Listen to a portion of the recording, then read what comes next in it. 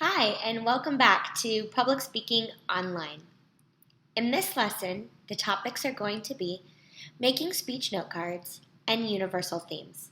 So let's get started.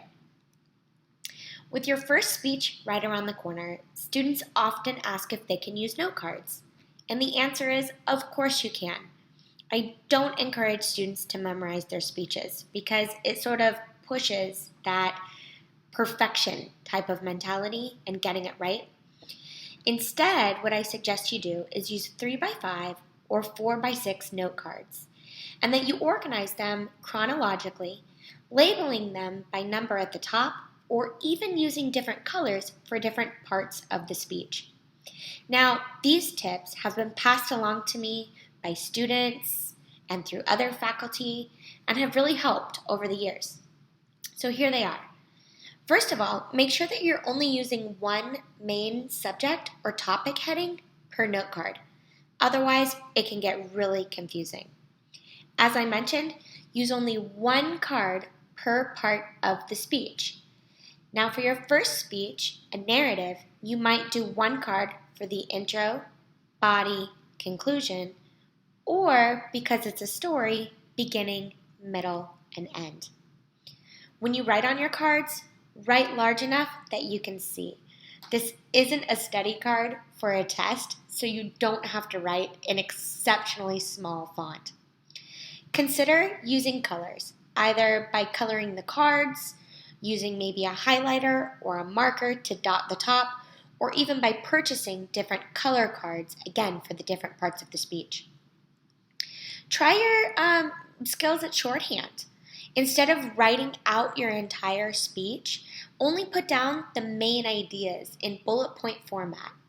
If you write out your speech, or if you print out your speech, then it really encourages reading, which takes away from the eye contact, speech delivery, sometimes the energy, tone, authenticity, and audience connection that we're going for. No matter what you do, stick to one organization system. If it's bullets, use bullets. If it's numbers, do numbers. But don't do numbers, bullets, letters, stars, and hearts. That's just weird and gets super confusing. Finally, add some non-verbal cues or speaker notes along the way. For example, remind yourself at the bottom of each card to pause, take a breath, smile, look up, change your slide, or the like. And consider putting some time cues on your card so that you know how long you've spoken or at least where you should be in your speech. Now, I hope that you found those tips to be helpful. So let's move on to universal themes. What are universal themes and how do they connect to this practice of audience-centered speaking? Well, universal themes are really just common human conditions, emotions, even concepts or ideas that humankind as a whole can relate to, regardless of cultural differences. So at first, it might be a little challenging to think of some universal themes just off the top of your head, but there are in fact hundreds. A quick search on Google or even on our course research page will show you that there are dozens of literary themes, also film themes that producers, writers, and speakers have used for decades. Some of those might be power, coming of age, capitalism, desire, evil, heroism, motherhood, patriotism, and there's so many more if we kept going. Hollywood directors and book authors, as I mentioned, are really good at making universal themes come to life. Think, for example, of your favorite movie or your favorite show, whatever you're binge watching right now, and the ways in which you connect to the characters, right? Think of a sad movie, and if it truly makes you upset or excited or feeling sorry for the characters, that's because the director has done a really great job at making those individuals and those storylines come to life in a way that connects to you, the audience. We find identity sometimes, for example, in the relationships between characters on screen, or even feel as though their lives are reflective of our own. Again, that's just good writing and directing.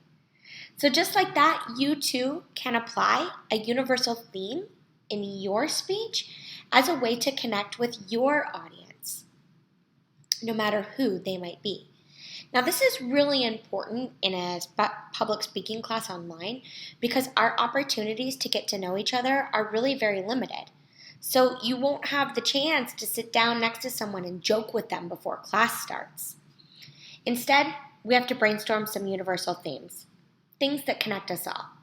So here's some that have worked or even been talked about in my previous classes: acceptance, education, beauty, bravery, love, loss, regret, health, family, freedom. I think you get the point. Well, which one stands out to you? Take a moment and think about your experiences surrounding one or two of the themes on the slide in front of you. As a speaker, then you would take one of these universal themes and connect it to your story, therefore getting an advantage in connecting with your audience. That would help leave a lasting, memorable impact on the audience after they listen to your speech. Again, this is all audience-centered speaking, and it requires that you take the focus off of yourself in the story and instead make a point that connects to us all, finding creative ways to connect your story plot to the audience. Now, this might be easier said than done, right? Wrong. Your first speech for this class takes the form of a personal anecdote where you will record yourself telling a story. Now, every good story has a lesson behind it, and that's your universal theme. So maybe you want to tell us about the time that you road tripped across the United States, or maybe you've backpacked abroad or bungee jumped at a state fair.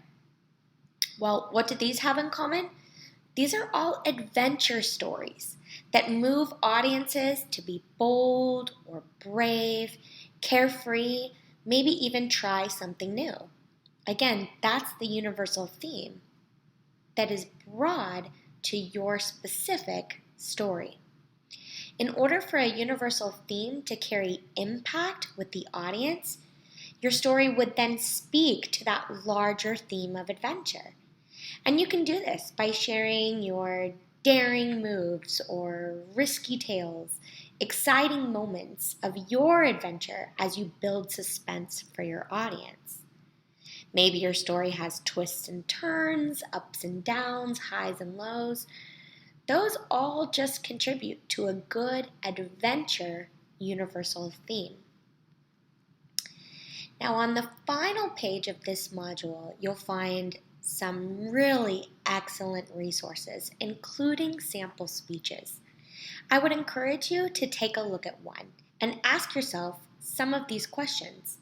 Can you identify the universal theme, or in other words, the major takeaway or point of connection that the speaker used?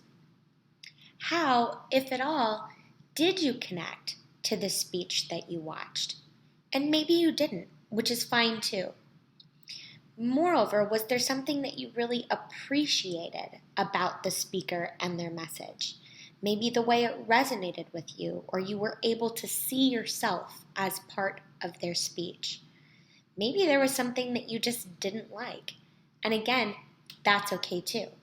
Even messages that don't sit well with us leave a lasting impression and connect to us in important ways. So I hope that this has been helpful in both learning about best practices for note cards and applying universal themes.